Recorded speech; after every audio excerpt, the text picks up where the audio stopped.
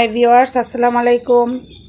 কেমন আছেন আপনারা? তো আমি আপনাদের জন্য আজকে নিয়ে আসলাম কিভাবে বড় যে কোনো মাছ দিয়ে ছোট ছোট টুকরা করে এগুলোকে এভাবে ভাজা ভাজা করে ভুনা করা যায় এই রেসিপিটা।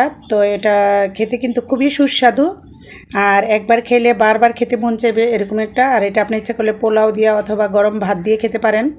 তো আমি এখানে মাছ কেটে নিয়েছি, আমি বোয়াল মাছ কেটে ছোট ছোট করে পিস করে নিয়েছি।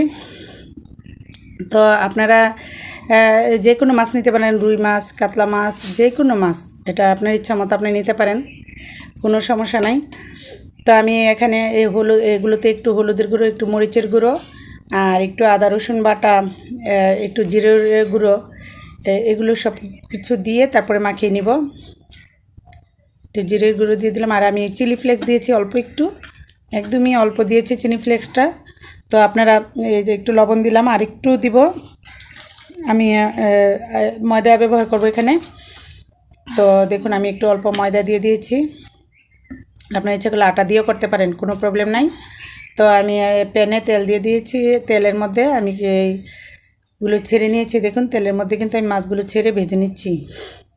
আর আমি আরেকটু তেল দিয়ে দিব, তেলটা একদম কম হয়ে গেছে, তাহলে মাছটা কিন্তু একটু ভাজা ভাজা হবে না। তো আমি এই পর্যায়ে একটু তেল দিয়ে দিচ্ছি, এই যে তেল দিয়ে দিলাম।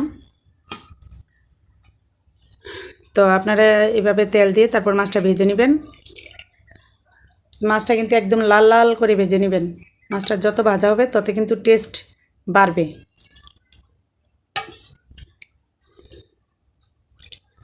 তো প্রিয় ভিউয়ার্স, যদি আমার চ্যানেলটি ভালো লাগে প্লিজ সাবস্ক্রাইব করুন, লাইক কমেন্ট দিয়ে পাশে থাকুন। আর আমার নতুন নতুন ভিডিও পেতে আমার চ্যানেলটির পাশে থাকুন সবসময়, আর সাবস্ক্রাইব করে রাখুন। ভিউয়ার্স দেখুন আমি কিন্তু একদম লাল লাল করে ভেজে নিয়েছি, এবং আমি উল্টে দিচ্ছি। দেখুন অপর পাশটা কিন্তু একদম টকটকে লাল হয়ে গিয়েছে, একদম মচমচা ভাজা যাকে বলে ওরকম হয়ে গিয়েছে। তো আমি এখন ভাজাগুলো উঠিয়ে নিব, এখন ভাজা ভাজা হয়ে গিয়েছে। তো আমি এখন এগুলো উঠিয়ে নিব, উঠিয়ে তারপরে কড়াইতে আমি আরেকটু তেল দিয়ে দিব। এই যে উঠিয়ে নিচ্ছে এগুলো। তো এখন আমি কড়াইতে তেল আছে, তাও আমি আরেকটু তেল দিয়ে নিব, যেহেতু আমি পেঁয়াজগুলো দিয়ে তারপরে পেঁয়াজ মোটা মোটা করে কেটেছি, তো পেঁয়াজগুলো দিয়ে ভাজা ভাজা করব। তো এই যে মোটা মোটা পেঁয়াজগুলো আমি ছেড়ে দিলাম চুলায়। তা এখন এগুলোকে অতটা ভাজা ভাজা করব না আমি, জাস্ট যেন একটু বাদামি না হয়ে এর একটু কম, মানে গন্ধটা যায় আর একটু বাজার একটা গ্রান আসে, অতটুকু হলেই চলবে। পেঁয়াজের যে গন্ধটা ওটা চলে যায়, আর একটু ভাজার গন্ধ গ্রানটা আসে, ওটা হলেই চলবে। তো আমি একটু লবণ দিয়ে দিয়েছি এই পর্যায়ে।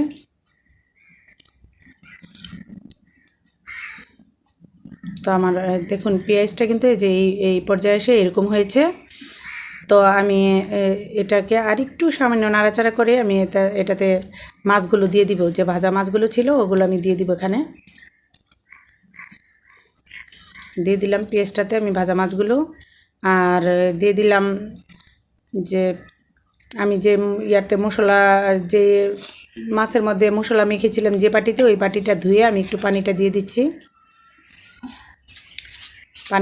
পানি বেশ একটা দিব না, অল্পই দিব। পানিটা আমাকে শুকিয়ে ফেলতে হবে, এই জন্য আমি পানি কিন্তু ওরকম ইউজ করিনি। তো এখানে আমি একটু ঢেকে রান্না করব, আর কাঁচামরিচ কুচিগুলো দিয়ে দিব।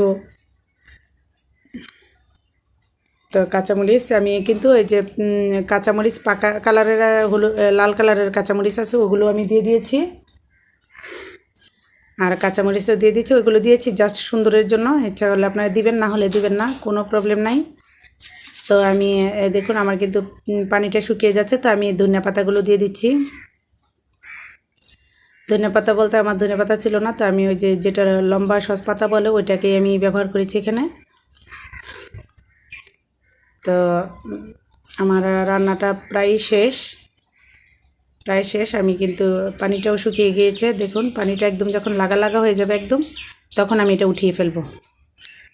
তো আমার রান্নাটা পানিটা একদম লাগা লাগা হয়ে গিয়েছে, আমার রান্নাটা শেষ পর্যায়ে। তো আমি একটা বাটিতে বেড়ে আপনাদেরকে দেখাচ্ছি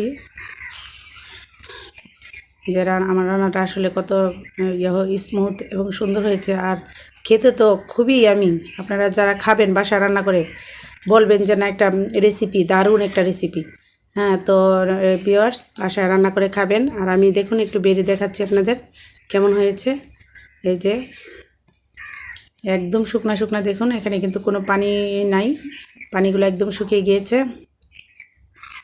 আর এটা আপনারা বাসায় গরম ভাত অথবা পোলাও দিয়ে খাবেন। আর সাথে লেবুটা কিন্তু অবশ্যই রাখবেন, লেবু কাঁচামরিচ যারা পছন্দ করেন তারা কাঁচামরিচ দিয়ে খাবেন। হেভি সুস্বাদু একটা খাবার, একবার খেলে বারবার খেতে মন চাবে। তো ভিউয়ার্স বাসায় বানাবেন। আর যারা নতুন আছেন তারা তো শিখে নিলেন, তারা রান্না করবেন, বাসায় রান্না করে খাবেন, নিজে খাবেন, আপনারা পরিবারের সকলকে খাওয়াবেন।